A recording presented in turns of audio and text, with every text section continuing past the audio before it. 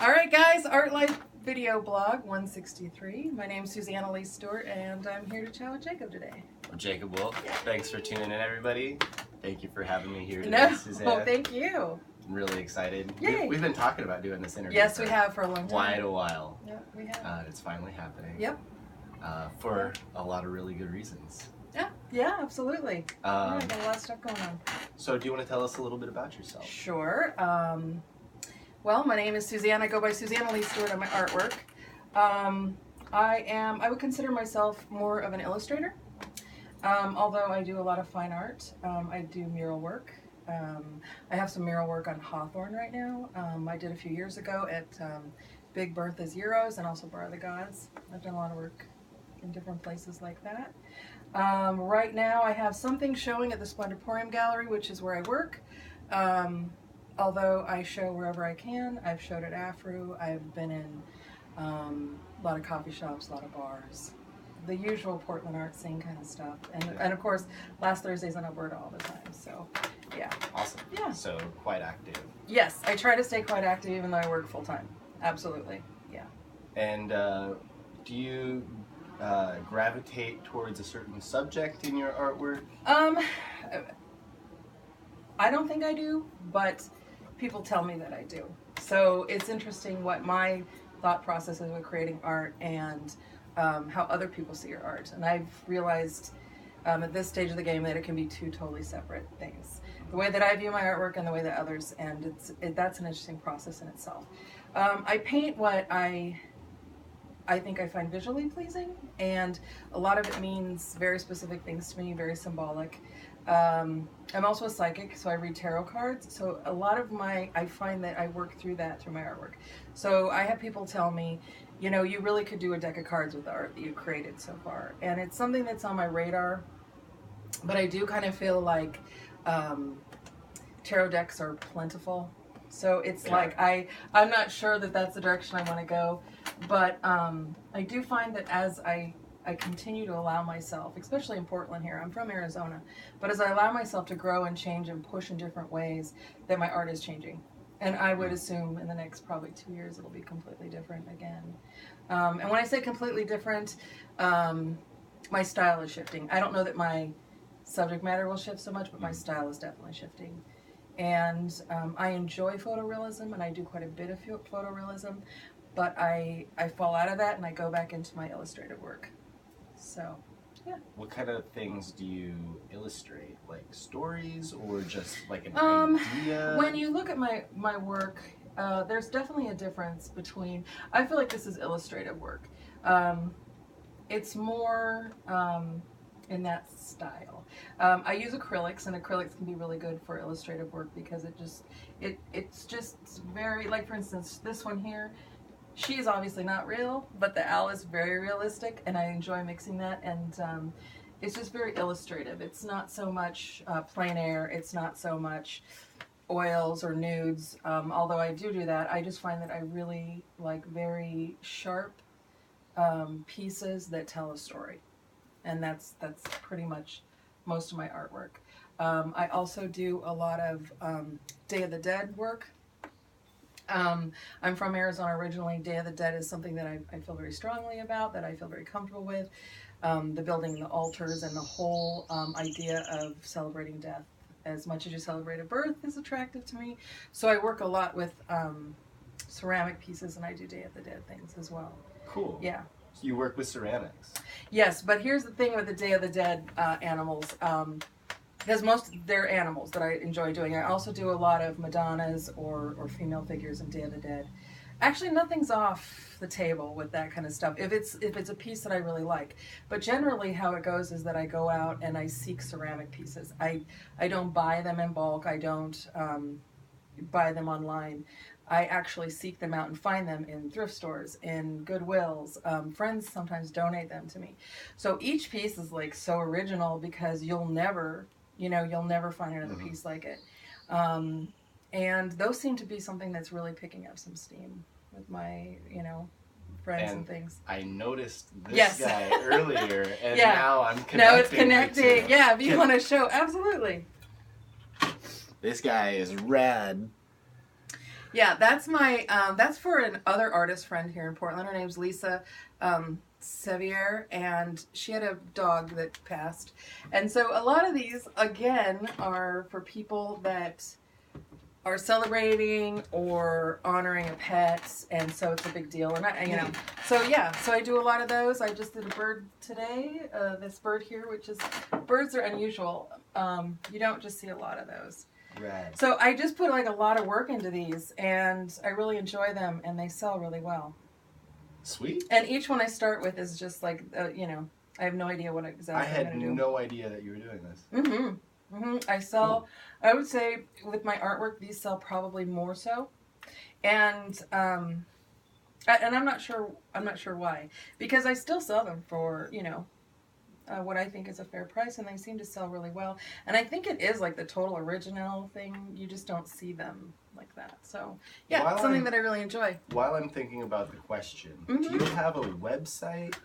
I right now am working on my website, as every artist is, but I do have, on Facebook you can find me under Suzanne Stewart, and then I do have an Etsy page under Suzanne Stewart as well, and that's about it right now. Do you prefer people to contact you through your Etsy? It doesn't matter.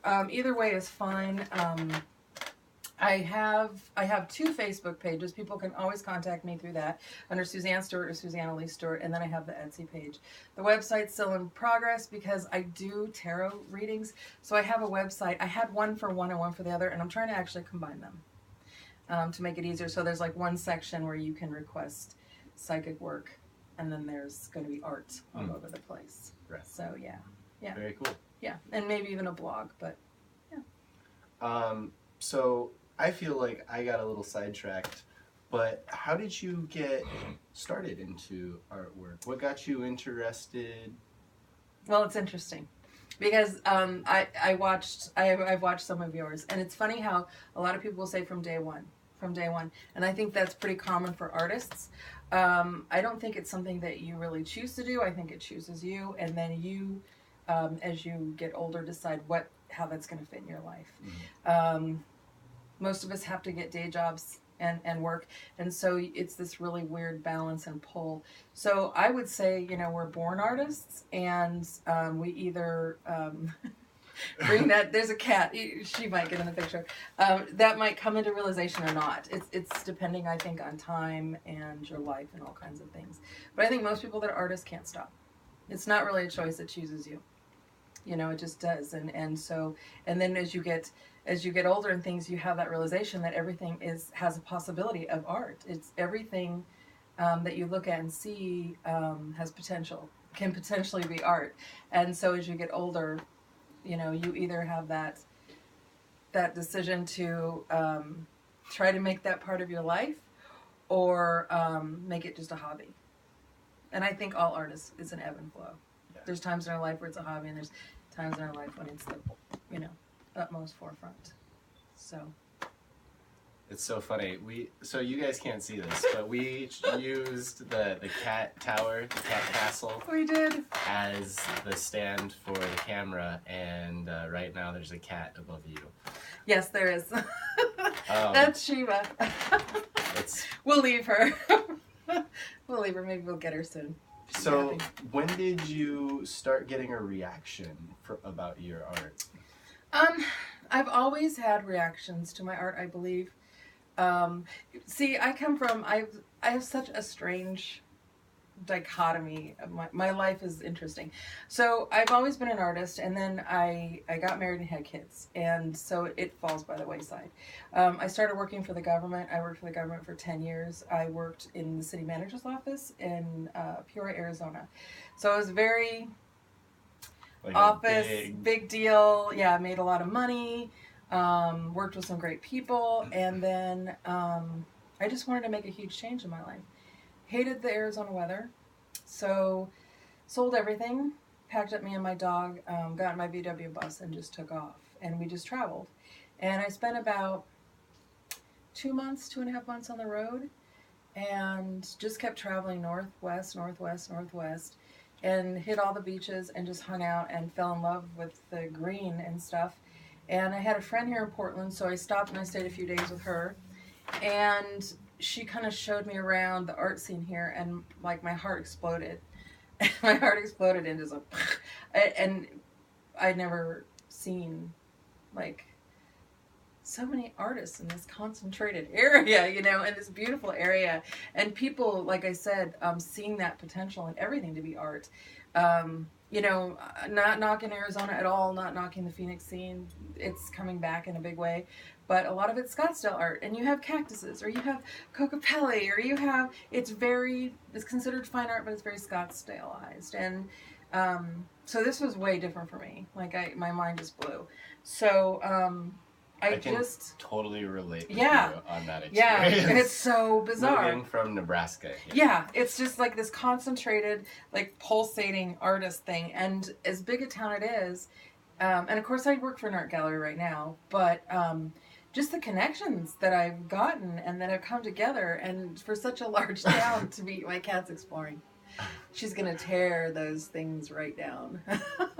She found the peacock feathers.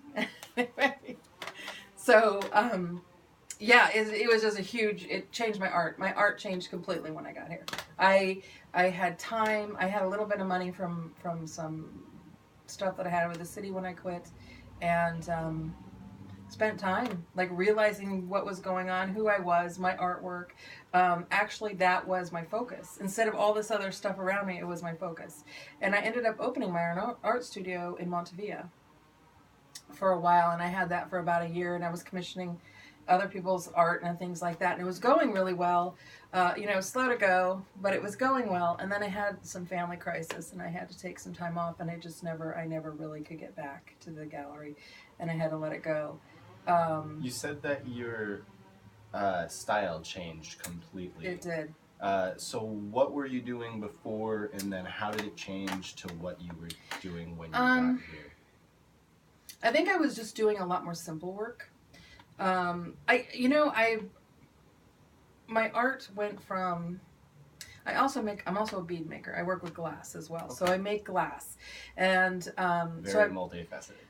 Very. So, I actually, and sculpting is something that I play with too. So, I think what happened was I was in a marriage. I had kids that were getting older, and the actual art, as far as the medium being 2D, kind of was put to the back burner, and I found beadwork and making glass beads, and it's an amazing process, and there's a lot of amazing things, and I became fully absorbed with that and in that community, and it was wonderful. I was creating jewelry, I was making my own beads and all that kind of things.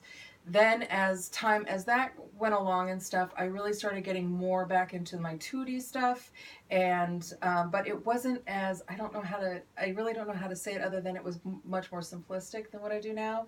And a lot of it was, I guess in my mind was thinking this is a hobby, so you know, why put a lot of effort or time or whatever into it. And I do a lot of side work for a lot of people. You know, it's funny, as an artist, you don't realize how much art you've created because you've given it away or traded or whatever. And I've been doing that for years and years and years. So I have CD covers out there with my art on it. I have, you know, posters. I have things out there. I absolutely did, like, I've done murals on everyone's houses I've known. I mean, everything from an entire Egyptian scene with the Sphinx and, you know, on people's walls, to windows that open up and you see the ocean on their wall. You know, I've done Phineas and Ferb, some guy's bathroom. So it's like I've done, traded, and all this stuff, but you're not really thinking of that, you know, because you're just doing it. And so over the years, I've done a lot of that, a lot of that.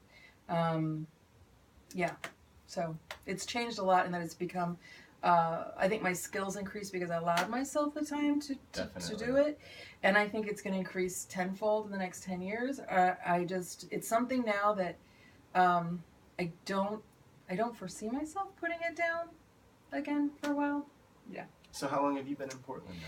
I've been here 6 years. 6 years in Portland. I love Portland. Portland's amazing. I am moving back to Arizona in October. Really? Yeah. It's not really common knowledge yet, but yeah, I've made plans, and part of it is, well, I love it here. I wouldn't leave. It's not that it's not my choice. I'm definitely making the decision to go back to Arizona. Part of it is family reasons. And then the second reason is, I hope she doesn't knock the thing over. And then the other reason is I have a granddaughter that lives there. And she's 3 now, and I've missed so much of her so far growing up. And I have just family and friends and, 40 years worth of friends there. So it's not forever, but I feel like I have to go back right now. You know, I've heard so many artists, I've done so many interviews, and I've heard so many people say that their art changed when they moved to Portland. And I guarantee that, like, as you move on, things will happen, your art will change, it will progress. Yeah. I'm actually It's an excited. unfortunate loss for Portland. Well, that's sweet of you to say. But yeah. You'll change lives wherever you go. That's sweet. I'm looking forward to it. When I left Arizona, I hated it. I mean, just like hated it. I think I was so saturated from it. We're from there, and that's where we're from. So I was just ready for the change. And like even right now, outside is incredibly beautiful, and you cannot beat the beauty here. There are some changes going on in Portland, as everyone in the world knows that a lot of artists are moving out. Rent's higher. Even like 5 years ago, I remember being in all kinds of shows and never having to pay to put your art in. And now there's this fee to put your art in. And I get it. I mean, I work for a gallery and there's costs involved. But it's definitely changing. There's a shift. Some good, some bad. Great part about Splendorporium. Yeah, we appreciate that. I love that place. I really do. Yeah. Very accepting to all levels of artists. Very respective of the artist and their art. Yes. Respectful of. Yes. We, the director, and I'm just going to give you a smidge of this because we don't have to get into this. So I work for a gallery called Splendorporium, and we're in Southeast Portland, which is odd for galleries. Yeah, there's not a lot of Southeast. And the director actually runs a program called Art for Life, and we teach art to kids between K and 5 before and after school. And this is huge. It's in 7 schools. There's 700 kids. It's big. And the director put the school together because she decided that kids were not cultured and they didn't even know how to get around their own city. They didn't understand art and all those things. So she really wanted to start them very young. So she started this program, and it's been around for 14 years. So she's, yeah. A lot of people don't know that. She's been doing this for a long time. And she decided about 6 years ago that we needed a space to show this kid's artwork. And when she found this space, she decided that she wanted all of the community to have a place, not just people that are skilled or trained. And I know that sounds bad, but you know what I mean, that have shown before, have a name for themselves. Because I find it with artists as well as bands. Equal opportunity is huge. How many artists do you know that are flippin' amazing and musicians, and they're not making it? And it's not that they're not good. There's dynamics involved. There's a lot of different pieces involved. So if we can be a little piece of that allows somebody to show professionally for the first time ever in their life, and we've had people from 18 years old to like 60 something be the first. This is the first place they've shown. We have some basic requirements, but nothing has to be framed all the time. We accept 3D artwork, we accept sculpture, and so we're more about the community. We want to support the community and give people a place to show their art where it doesn't cost. And it's a big, beautiful space, and it's huge. Yeah, it's huge. You've shown really big work there. We can show immense work, and we also have the bay door. So there's times that we have had some very large art. Even I don't know if you know who Scott Foster is, but he had Good a gallery, and Good. That name is okay. That was a journalism teacher in high school. Oh, really? So I was Scott Foster. I know him. You know him. No. Scott Foster is a great sculptor and does a lot of metal work. And he did a show at the gallery, and it's easy peasy. We rolled the bay door up, and I'm talking his pieces are massive, very tall, large, huge.